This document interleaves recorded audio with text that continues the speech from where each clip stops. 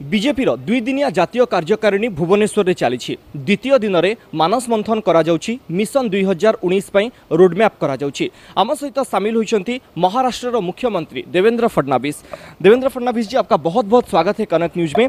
सबसे पहले आपको बधाई देना चाहेंगे। भारतीय जनता पार्टी जैसे पूरी देश में एक के बाद एक सक्सेस पा रही है। सब पहले सवाल ये आपसे जानना चाहेंगे, ये जो 2 दिन की राष्ट्रीय कार्यकारिणी चल रही है यहाँ पे भुवनेश्वर में, क्या उभर के आएगा यहाँ से? देखिए, मैं ऐसा मानता हूं कि कार्यकारिणी भारतीय जनता पार्टी में एक ऐसी व्यवस्था है कि जो भारतीय जनता पार्टी के पिछले कुछ महीनों में जो कार्य हुआ है उसका सिंहावलोकन करती है। क्या कार्य हुआ है, क्या पार्टी ने किया है, आगे में हमें क्या करना है, इसका नियोजन करती है। जो अच्छा हुआ है उस पर मंथन होता है, जो नहीं हो पाया उस पर चिंतन होता है। और इसलिए भारतीय जनता पार्टी में कार्यकारिणी एक सामूहिक निर्णय की प्रक्रिया है। और आज जब यहाँ कार्यकारिणी चल रही है तो एक और भारतीय जनता पार्टी जिस प्रकार से विजय प्राप्त कर रही है उस विजय को लेकर हम लोग उल्लासित भी है। वही हमारे सामने जो चुनौतियाँ हैं उनका भी विचार यहाँ किया जा रहा है। जिस प्रकार से माननीय प्रधानमंत्री मोदी जी ने गरीब कल्याण का एजेंडा ये ज़मीनी वास्तविकता में बदला है, केवल भाषणों में नहीं तो अपने कार्यक्रमों में आज गरीबों को जिस प्रकार से हमारी सारी वित्त व्यवस्था के साथ जोड़ा है, मुख्य धारा से जोड़ा है, तो अब पार्टी की भी ये जिम्मेदारी बनती है और जिन राज्यों में हमारी सरकार है उन सरकारों की भी ये जिम्मेदारी बनती है कि हम उस एजेंडे को उतनी ही तेज़ी के साथ नीचे तक लागू करें। तो मुझे लगता है इन्हीं सारी बातों के ऊपर यहाँ पर मंथन और चिंतन चल रहा है। सर, बहुत बड़ी बात आपने ये कहा कि गरीबों के कल्याणों के लिए जो योजना बन रही है। यहाँ पे उड़ीसा में हम देखेंगे, यहाँ पे जो बीजेपी यूनिट है, गरीबों की प्रयोगशाला, मोदी जी इसको गरीबों की प्रयोगशाला बना रहे हैं। सर, इसको लेकर कुछ बातें ऐसे भी सामने आ रही है कि इसी को ही मुद्दा बना के भारतीय जनता पार्टी उड़ीसा में आगे बढ़ेगी? देखिए, सवाल ये है कि हमारे लिए गरीब कल्याण का एजेंडा ये कोई चुनावी मुद्दा या चुनावी जुमला नहीं है।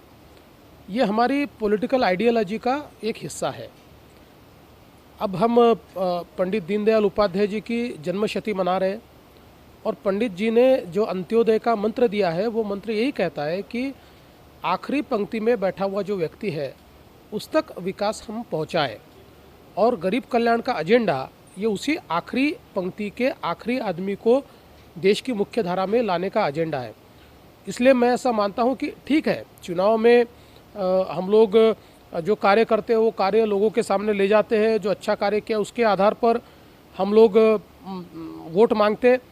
पर गरीब कल्याण का एजेंडा ये हमारी पॉलिटिकल आइडियोलॉजी है। ये केवल वोट मांगने की हमारी कोई जुमला नहीं है। और हम उड़ीसा में भी या देश में भी जब जनता के सामने जाएंगे उस समय हमारी सरकार ने किस प्रकार से गरीबों का कल्याण किया है, किस प्रकार से देश की गरीबी को ख़त्म किया है, किस प्रकार से गरीबी रेखा के नीचे जो लोग हैं उनको रोज़गार दिया है, उनको घर दिया है, उनको जीने की गारंटी दी है, उनको आरोग्य दिया है और उनको गरीबी रेखा से ऊपर लाया है। आंकड़ों सहित ये सारी चीज़ें हम लेकर जाएंगे और मुझे लगता है उसी के आधार पर हम चुनाव जीतेंगे। सर, और एक बात यह है कि यहाँ पे भी जो सरकार है, नवीन पटनायक की सरकार, बीजू जनता दल की सरकार, वो भी फोकस कर रहे हैं गरीबों के ऊपर। सो कौन सी पॉलिटिकल पार्टी ज़्यादा गरीबों के बारे में सोच रहे हैं, इसको लेकर 2019 में यहाँ पे फाइट होगा? मैं ऐसा मानता हूँ कि हमने इसके लिए पूरा क्रेडिट आदरणीय मोदी जी को देना चाहिए। देखिए, इससे पहले अलग अलग प्रकार की होड़ लगती थी। पहली बार देश का गरीब ये जो हमारी पॉलिटिकल पार्टी है उनके फोकस का पॉइंट बना है। और जिस प्रकार से गरीबों के मसीहा के रूप में मोदी जी उभरे हैं, जिस प्रकार से गरीबों के लिए उन्होंने काम किया है, अब सारी पार्टियां ये मानने लगी है कि हम सामंती विचारधारा से जीत नहीं सकते। हम केवल वर्ग मात्र, जाति मात्र के बलबूते पर जीत नहीं सकते।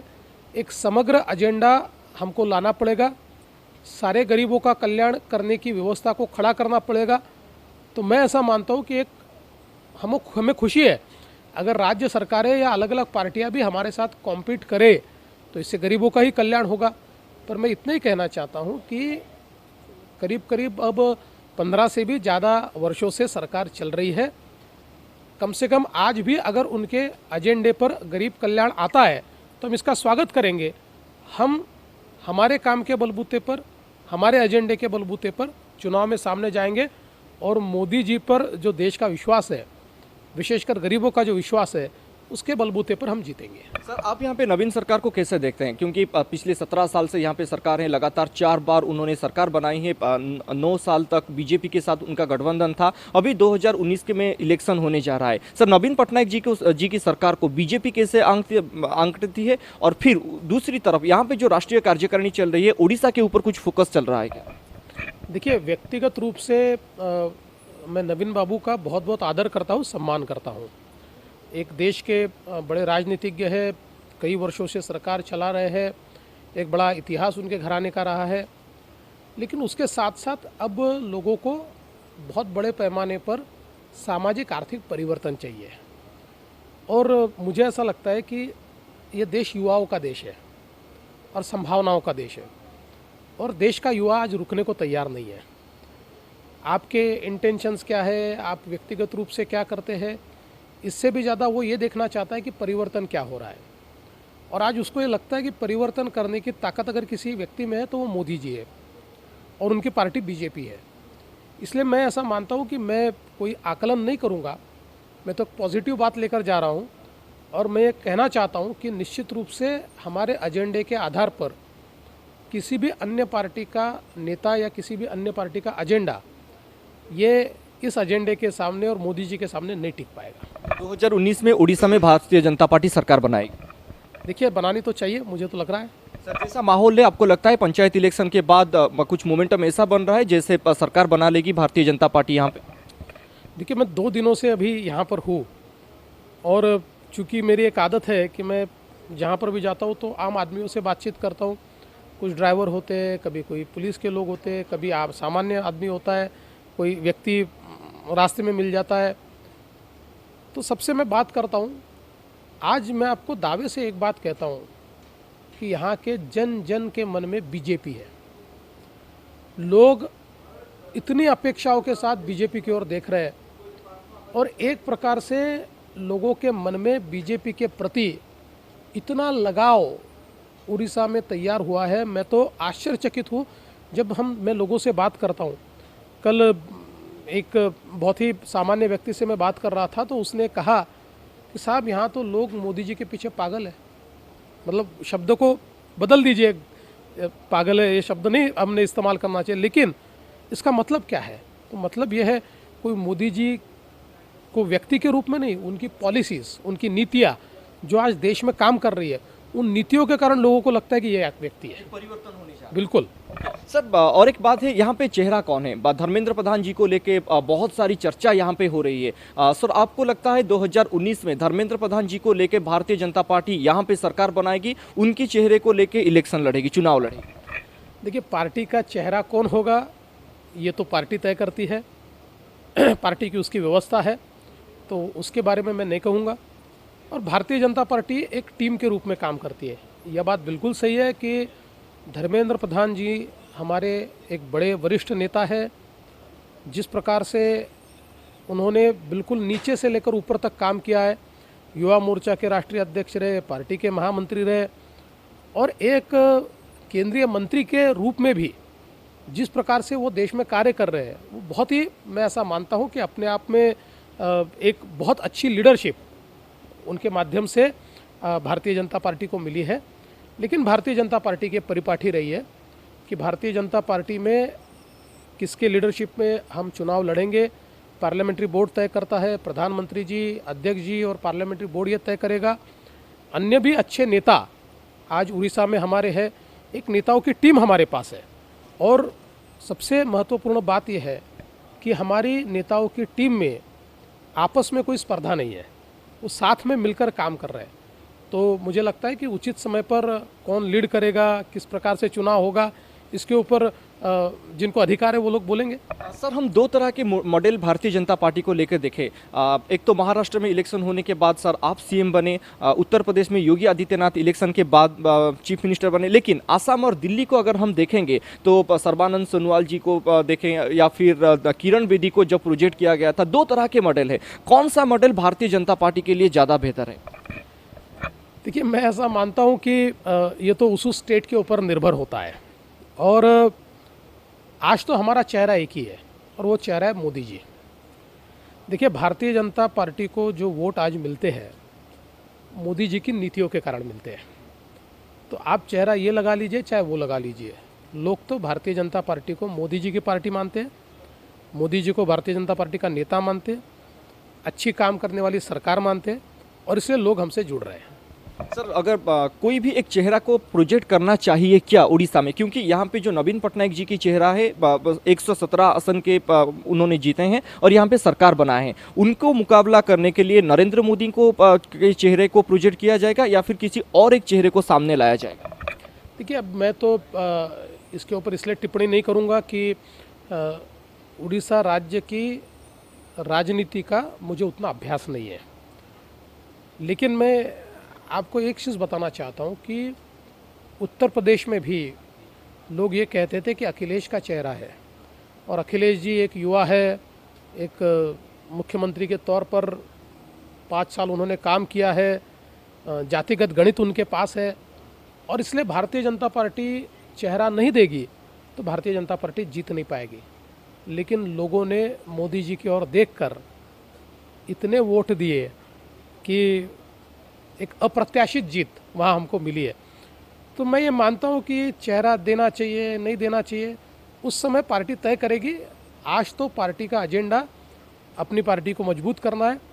जिस प्रकार से लोकल बॉडीज़ के चुनाव में उड़ीसा में भारतीय जनता पार्टी को सफलता मिली है, इससे तो साफ है कि लोग विकल्प की तलाश में हैं और विकल्प भारतीय जनता पार्टी को मानते हैं, तो उसी को लेकर अपने एजेंडे पर हम काम करेंगे। सर, और दो सवाल आपसे ये जानना चाहेंगे। सामाजिक कल्याण योजना की एक बहुत बड़ी लंबी लाइन लगी हुई है, अगर दिल्ली की सरकार की देखेंगे या फिर यहाँ पे बीजेडी सरकार की देखेंगे, आपको ये लगता है अगर कोई नई योजना सामने आती है, नया स्कीम सामने आता है, वो वोटरों के ऊपर एक ज़्यादा इम्पैक्ट डालती है? नहीं, देखिए, मैं योजनाएं कितनी होती है इसके आधार पर मूल्यमापन नहीं करता। योजनाएं जिनके लिए तैयार हुई है, क्या उन तक वो पहुंच रही है, क्या उनके जीवन में परिवर्तन हो रहा है। मसलन 27 करोड़ लोग इस देश के परिवार ये बैंकों से दूर थे। इसका मतलब 50% भारत बैंकों के नेटवर्क में नहीं था। कि इससे पहले योजनाएं नहीं बनी? मुझे याद है कि मनमोहन सिंह जी के सारे भाषणों में वो यही कहते थे, बैंकिंग का नेटवर्क बढ़ाइए। पर बढ़ाइए कहने से नहीं होता, केवल योजनाएं बनाने से नहीं होता। जिस प्रकार से मोदी जी ने केवल योजना तैयार नहीं की, योजना को लागू किया जन धन के माध्यम से, तो आज 50% जो भारत देश की आर्थिक मुख्यधारा से दूर था वो देश की आर्थिक मुख्यधारा में जुड़ गया। आज 63,000 करोड़ रुपया उनके खातों में है। या इससे पहले भी कई रोजगार की योजनाएं तैयार हुई, लेकिन स्टार्टअप और स्टैंडअप जैसी योजनाओं में मात्र एक साल में 6 करोड़ 60 लाख युवाओं को और नव उद्यमियों को 2,66,000 करोड़ का कर्जा। तो मैं ऐसा मानता हूँ, आप योजनाएं क्या तैयार करते हैं महत्व का नहीं होता, वो ज़मीनी हकीकत में कैसे बदलते हैं, और वो मोदी जी बदलते हैं। सर, भारतीय जनता पार्टी जोड़ तोड़ की राजनीति में विश्वास करती है क्या? यहाँ पे कुछ दिनों से ये अफवाह चल रही है कि बीजेडी के कुछ सांसद यहाँ पे भारतीय जनता पार्टी में शामिल हो जाएंगे, बीजेडी टूट जाएगी, भारतीय जनता पार्टी इसके ऊपर काम कर रही है। जोड़ तोड़ की राजनीति में भारतीय जनता पार्टी विश्वास करती है? देखिए, जोड़ तोड़ की राजनीति में हम विश्वास नहीं करते, हम कभी पार्टियां तोड़ते नहीं हैं। लेकिन अगर मोदी जी पर विश्वास रखकर अलग अलग पार्टियों से लोग भारतीय जनता पार्टी में अगर जुड़ना चाहते हैं, लोग अच्छे हैं, लोगों की जनता में पैठ है, लोगों के लिए जनता के लिए काम करना चाहते, केवल सत्ता के लिए नहीं आना चाहते, तो ऐसे लोगों का तो भारतीय जनता पार्टी स्वागत करेगी, क्योंकि हमको तो हमारी पार्टी का विस्तार करना है। किंतु ऐसा कोई मिशन हमारे यहाँ नहीं होता कि फला पार्टी तोड़कर लोग हमको लाना है। सर व्यक्तिगत के रूप में धर्मेंद्र प्रधान जी को आप कैसे देखते हैं उड़ीसा में उनको आप व्यक्तिगत मैं आपसे ये आपका उत्तर जानना चाहूँगा व्यक्तिगत रूप में आप धर्मेंद्र प्रधान जी को उड़ीसा में कैसे देखते हैं? देखिए, मैं इस पर टिप्पणी नहीं करूंगा, लेकिन मैं आपको इतना ही कहना चाहता हूं कि मैंने उनके बहुत करीब काम किया है। धर्मेंद्र प्रधान जी जिस समय राष्ट्रीय अध्यक्ष थे भारतीय जनता युवा मोर्चा के, उनके उपाध्यक्ष के रूप में मैं काम करता था और मैंने देखा है कि ये रचनात्मक कार्य करने वाला नेता है। देखिए, नेता दो प्रकार के होते हैं। एक नेता वो होता है कि पॉपुलर होता है, अपनी पॉपुलैरिटी पर ज़िंदगी गुजारता है। दूसरा वो होता है कि जो पॉपुलर भी होता है और जो रचनात्मक कार्य भी करता है। और मैं ऐसा मानता हूँ कि असली नेता वो होता है कि जो लोगों को इंस्पायर करे और कुछ रचनात्मक कार्य करे। और ये बात धर्मेंद्र जी में मैंने अक्सर देखी है। जब युवा मोर्चा में भी हम काम करते थे तो हम नेशनल एजेंडे पर काम करते थे, देश के एजेंडे पर काम करते थे। योजनाएं लोगों तक पहुँचे, जिन योजनाओं में गलतियां हैं वो गलतियां हम बाहर निकाल पाए, उनको ठीक से हम करेक्शन कर पाए। ऐसे कई चीज़ों के ऊपर हम लोगों ने उस समय काम किया। तो मैं इतना ही कह सकता हूं कि एक नेता के रूप में धर्मेंद्र प्रधान जी ये बहुत यशस्वी इस प्रकार का नेतृत्व है।